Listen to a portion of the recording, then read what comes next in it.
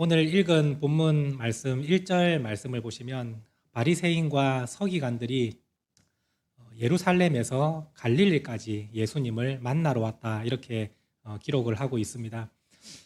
그 당시 예루살렘에서 갈릴리까지의 거리는 약 한 150km 정도 되는 거리입니다.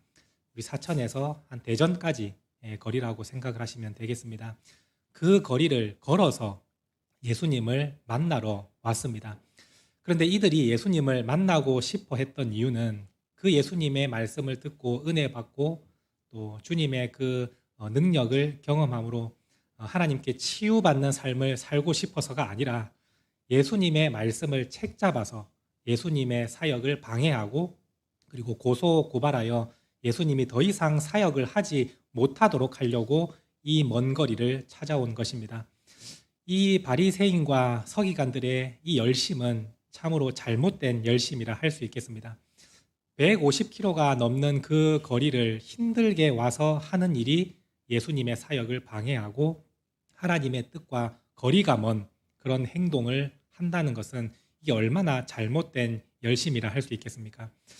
이 바리새인과 서기관들이 예수님을 고발하고 예수님의 그 말씀을 책잡으려고 했던 이유 중에 하나는 예수님의 소문을 들었는데 그 예수님은 율법을 어기고 있다라는 이야기를 이 서기관과 바리새인들이 들었기 때문입니다. 사실 예수님께서 시체를 만지기도 하시고 그리고 병든 자를 손을 대어서 안수해 주시기도 하십니다. 사실 하나님의 그 율법에 근거하면 이러한 모든 행동은 부정한 행동이라고 성경은 기록하고 있습니다. 죽은 시체를 만지면 거룩한 내가 부정해지고 좋지 않은 질병에 걸린 사람과 접촉을 하게 되면 우리가 부정해지기 때문에 항상 그 사람은 일정한 기간 동안 공동체에서 격리되어 있다가 정결 예식을 다 치룬 다음에 비로소 다시 공동체로 들어와야 됐습니다. 이것이 하나님의 말씀인데 예수님은 시체를 손에 대어도 그냥 사람들과 함께 지냅니다. 병든 사람을 손을 대고 안수하셔도 아무렇지 않게 공동체 생활을 계속하십니다. 언뜻 보면 이 예수님은 하나님의 계명을 지키지 않는 것처럼 보이기 때문에 서기관과 바리새인들이 내가 본격적으로 그 예수님이 잘못된 것을 잡아내서 고소고발하여서 예수님을 사역을 내가 반드시 방해할 것이다. 이러한 마음으로 이 사람들이 찾아온 것입니다. 근데 사실 예수님은 하나님의 말씀을 어기신 것이 아닙니다. 하나님의 말씀을 그대로 실천하신 분이 예수님이시고 오히려 하나님의 말씀을 이해하지 못하고 살아가는 사람들이 바리새인과 서기관들이었습니다. 그래서 예수님은 그들에게 항상 말씀하십니다. 너희가 성경에 대해서 제대로 모르고 있다. 너희가 하나님의 말씀의 뜻이 무엇인지를 알지 못하고 있다. 오해하고 있다. 계속해서 그 말씀을 이 바리새인들과 서기관들에게 가르쳐 주십니다. 성경을 읽어보시면 원래 부정한 것과 거룩한 것이 접촉을 하면 항상 거룩한 것이 부정해지게 되어 있습니다. 그래서 내가 말씀을 붙들고 살아가더라도 죽은 시체를 만지는 순간 그 부정했던 것이 나에게 옮겨져서 내가 부정해지는 것입니다. 이것이 원래 성경에서 말씀하고 있는 원칙입니다. 그런데 이 하나님의 그 말씀에는 예외적인 조항이 있습니다. 어떤 조항이냐면 지극히 거룩한 것이 있다면 부정한 것이 접촉을 해도 오히려 부정한 것이 깨끗해진다라는 예외 조항이 있습니다. 우리 성경 말씀을 보시면 정확하게 기록이 되어 있습니다. 출애굽기 29장 37절 말씀입니다. 우리 함께 읽도록 하겠습니다. 너는 이레 동안 제단을 위하여 속죄하여 거룩하게 하라. 그리하면 지극히 거룩한 제단이 되리니 제단에 접촉하는 모든 것이 거룩하리라. 이 말씀을 자세히 보시면 예외 조항이 있습니다. 하나님께서 거룩하게 구별하신 제단 그리고 성소에 있는 기물들, 이 기물들은 어린 양의 피가 뿌려진 것들입니다. 그래서 이 제단과 성소의 기물들은 지극히 거룩한 것으로 구별되어 있는데 그 거룩한 것에 부정한 것이 접촉하면 오히려 부정했던 것이 깨끗해지는 일이 일어나게 된다라는 것이 율법에서 하나님이 정확하게 말씀해 주신 것입니다. 예수님은 이 말씀의 본체시라는 겁니다. 예수님 자체가 지극히 거룩한 본체이시기 때문에 예수님은 부정한 것과 접촉을 해도 예수님이 부정해지는 것이 아니라 부정했던 자가 깨끗해지는 그러한 역사가 일어나는 것을 이미 하나님의 율법 속에 기록을 해놓고 있는 것입니다. 예수님은 이 말씀을 근거로 바리새인과 서기관들에게 말씀을 하십니다. 너희가 성경에 대해서 모르고 있다. 하나님의 뜻이 무엇인지 너희가 오해하고 있다라고 말씀을 하시는 바로 이 근거가 되는 말씀입니다. 그래서 혈루증 여인이 예수님의 옷자락에 손을 대었을 때에 사실 원래라면 일반 사람은 그 사람이 부정해집니다. 왜냐하면 혈루증이라는 좋지 않은 질병을 가진 사람과 접촉을 하는 순간 그 사람이 부정해지게 되어 있습니다. 그런데 예수님은 지극히 거룩하신 본체이시기 때문에 오히려 혈루증 여인이 깨끗함을 받는 역사가 일어나게 된 것입니다. 성경은 그 사실을 기록하고 있는 것입니다. 혈루증 여인이 믿음이 좋았다라는 것이 원래 의미가 아니고 또한 예수님의 옷자락에 능력이 있다라는 것을 말씀하고자 하는 것이 아니라 예수님은 구약에 하나님이 말씀하신 지극히 거룩하신 본체이시다라는 것을 그 사건을 통해서 드러내시는 것입니다.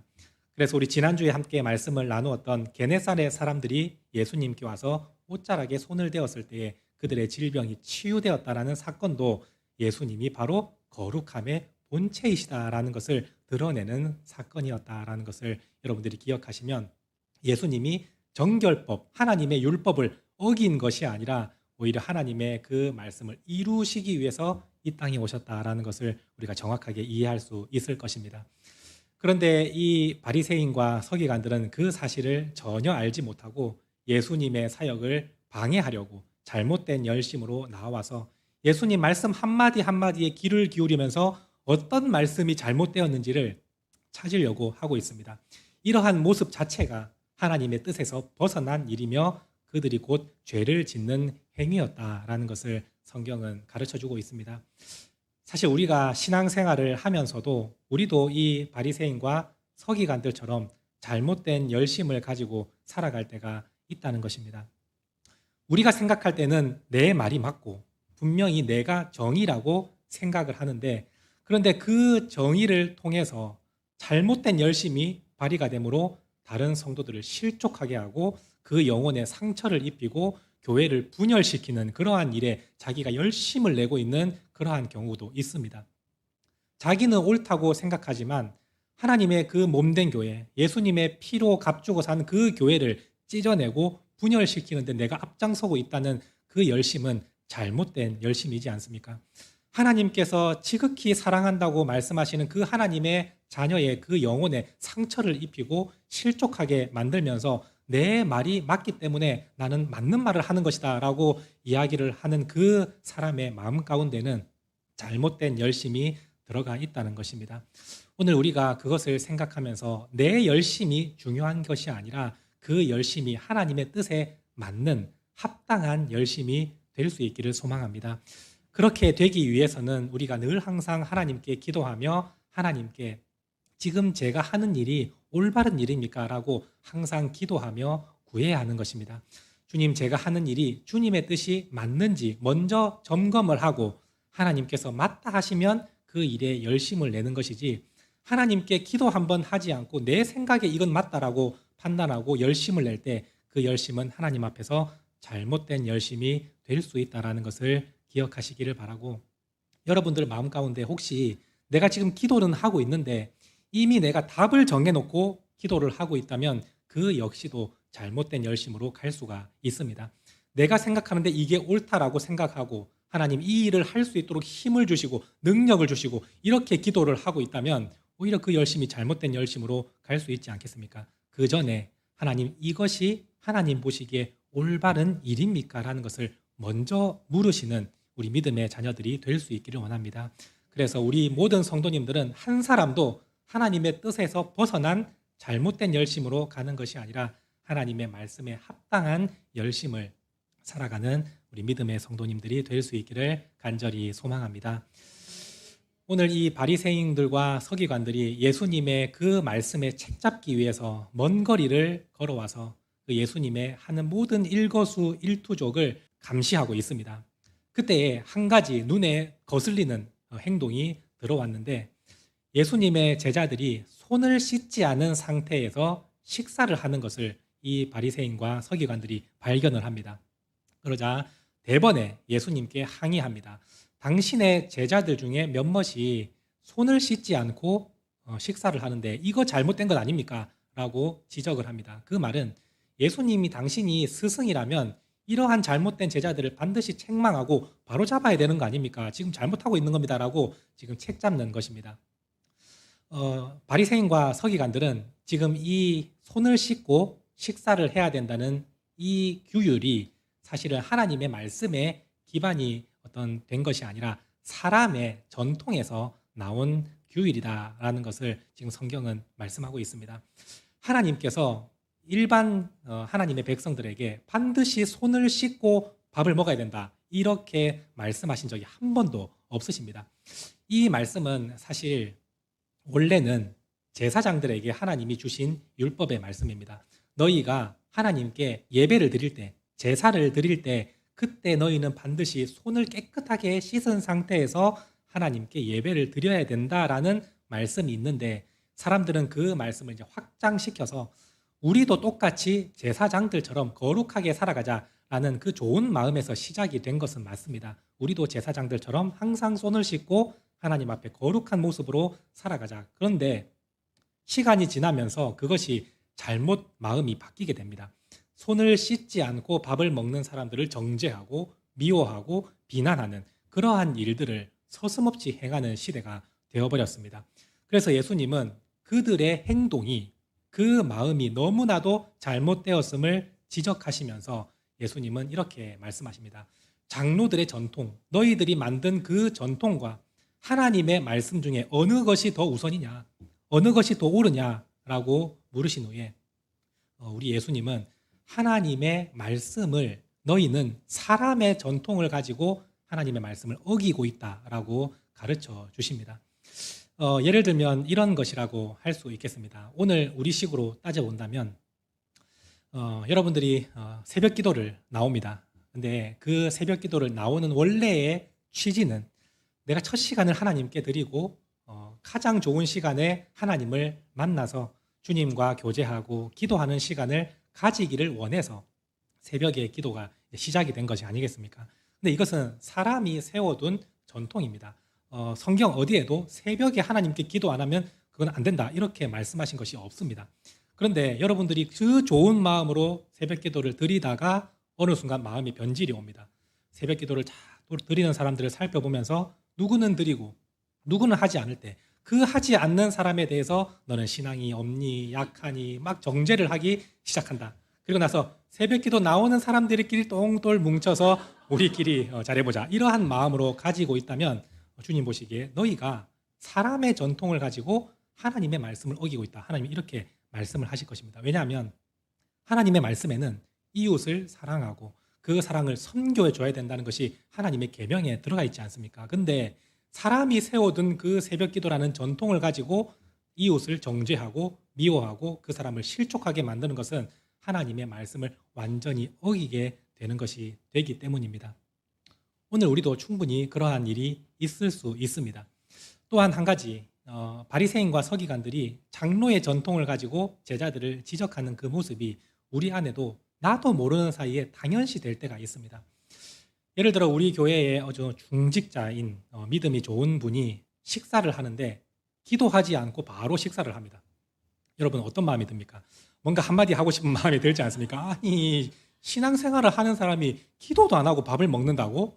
라고 생각이 들 때 식사 전에 반드시 기도해야 된다는 걸 하나님이 율법에 정해놓으신 말씀입니까? 그렇지 않습니다. 이게 사람이 세워둔 사실 전통입니다. 근데 그 전통의 시작은 좋은 마음입니다. 이 음식을 주신 하나님께 감사하며 우리가 이 음식을 대할 때 주님이 나를 위해서 베풀어 주신 음식입니다 하는 그 기쁨과 감사한 마음으로 기도를 하고 시작하는 것 너무나 좋은 마음입니다. 근데 그것을 하지 않는 사람에게 대해서 정죄하고 비난한다. 그것이 곧 바리새인과 서기관들의 똑같은 모습이라 할 수 있겠습니다.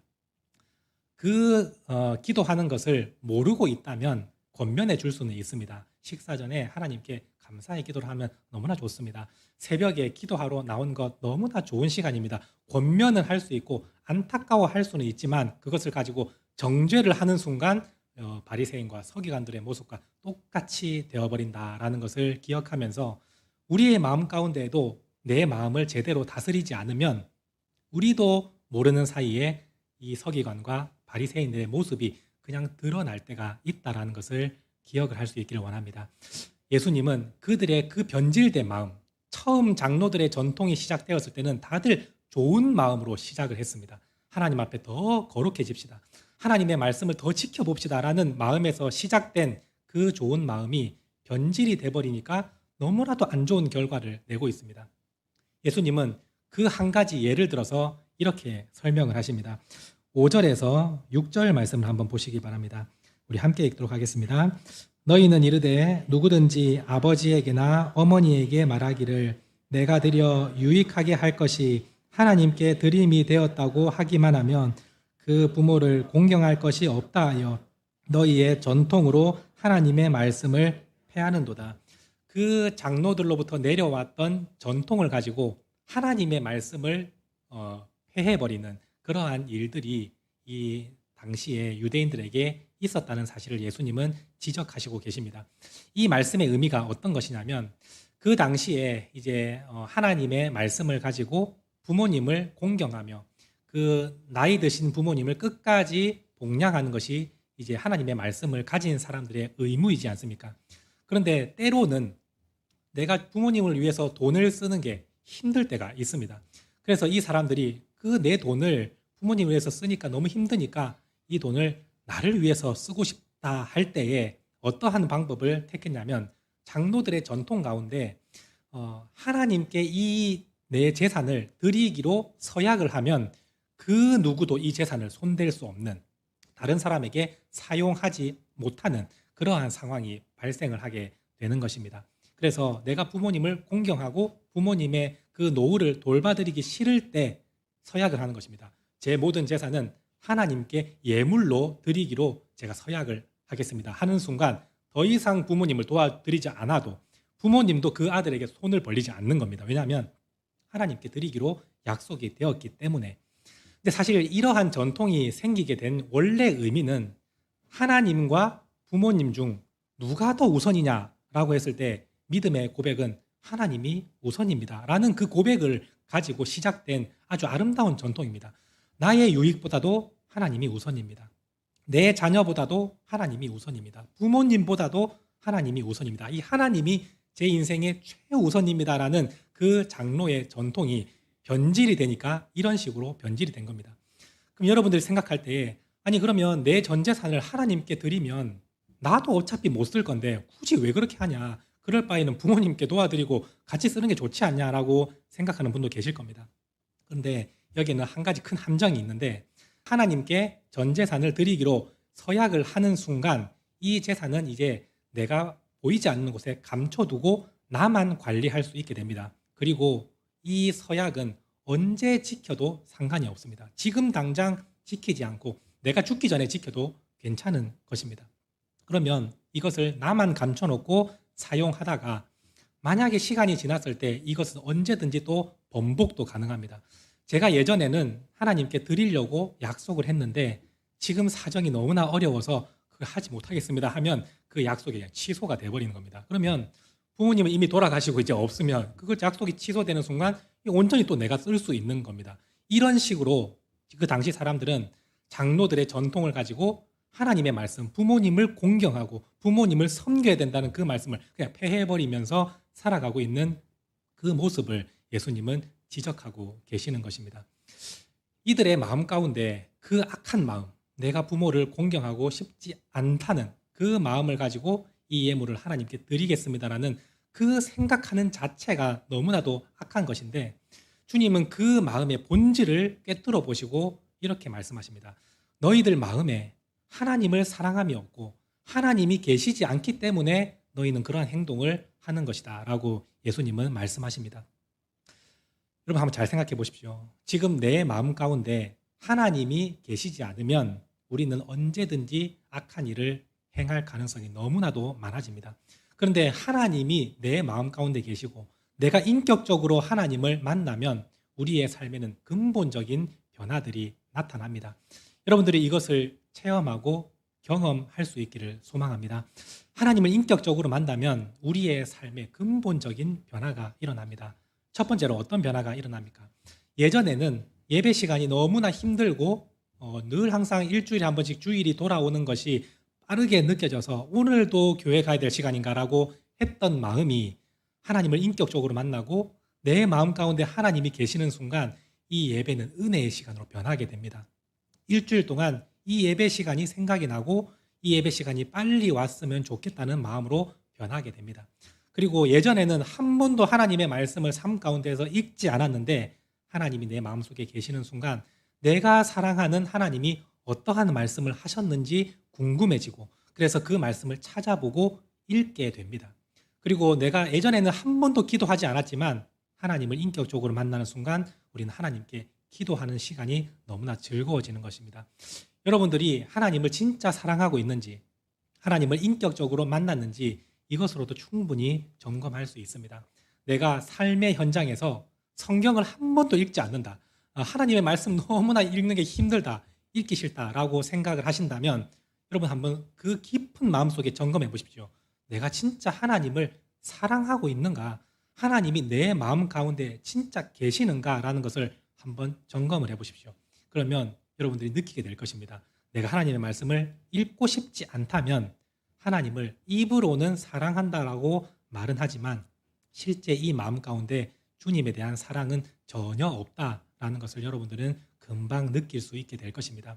한번 생각을 해보십시오. 내가 좋아하는 이성이 있는데 내가 그 사람을 사랑한다라고 말을 하는데 만나고 싶지는 않다라고 생각한다면 이 말이 맞습니까?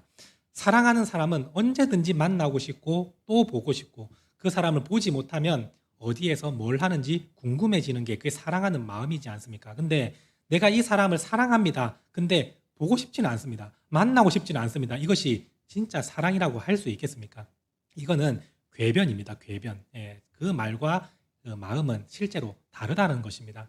오늘 우리도 똑같습니다. 주님을 사랑한다라고 말을 하면서 성경 말씀을 읽지 않고 내 삶에 기도가 없고 예배 시간이 힘들다라고 한다면 입으로는 사랑한다고 말은 하지만 실제 마음 안에는 하나님을 사랑하는 마음이 전혀 없는 상태다라는 것을 예수님은 지적하고 계시는 겁니다. 또한 우리의 마음 가운데 하나님이 계시면 내 이웃에 있는 그런 사람들의 잘못과 허물을 우리는 긍휼히 여기고 덮어줄 마음이 생기게 됩니다. 왜냐하면 하나님도 부족한 나를 사랑해 주시고 나의 이 죄를 덮어주셨다는 그 은혜가 있는 사람은 절대로 내 이웃의 그 잘못을 정죄하고 미워하는 것으로 그치지 않습니다.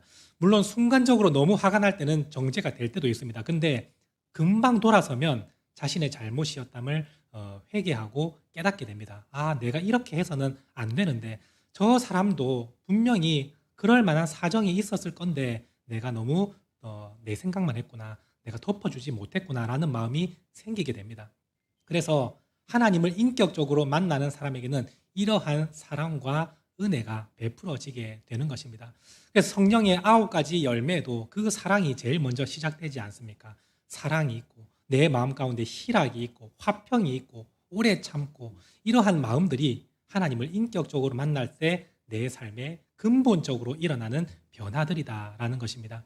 그런데 우리 삶에 이러한 변화가 없다? 그 마음 깊이 들어가 보면 하나님을 사랑하는, 하나님을 경외하는 그 마음이 없는 상태다라는 것입니다. 예수님은 그 사실을 정확하게 지적하고 계십니다.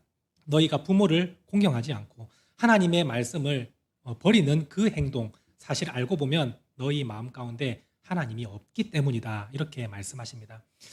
오늘 우리의 삶에 이 말씀을 잘 적용할 수 있기를 원합니다. 여러분들의 마음 가운데 악한 생각이 들고 나쁜 마음이 들고 또 이웃을 정죄하고 그 허물을 덮어주는 것이 아니라 들춰내는 이러한 마음이 있다면 우리 마음 가운데 하나님이 계시지 않는 상태이기 때문이다라는 것을 여러분들이 기억할 수 있게 되기를 원합니다.